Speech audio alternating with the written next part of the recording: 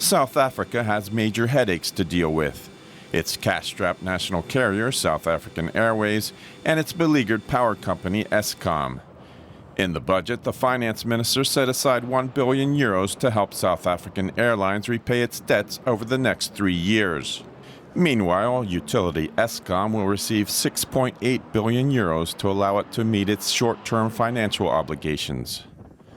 The two companies embody the worst of South Africa's economy: mismanagement, debt, and in the case of Eskom, power outages that cripple the entire country.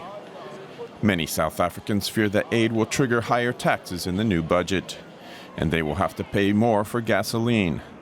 So-called sin taxes on tobacco, wine, and spirits will also be increased. But despite all the financial problems, the finance minister announced employees will pay 5% less income tax on average in 2020. Corporate taxes will also be lowered, a bombshell as the country's debt burden grows at an alarming rate. Instead of hitting embattled South Africans with these taxes, the government plans to slash public spending, especially on civil servant salaries.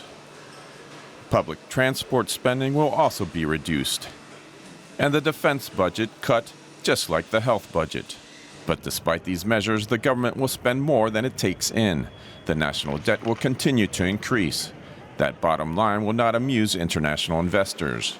The rating agencies Fitch and S&P already downgraded South African bonds to junk status before the presentation of the new budget. Many economists believe Moody's will soon follow suit.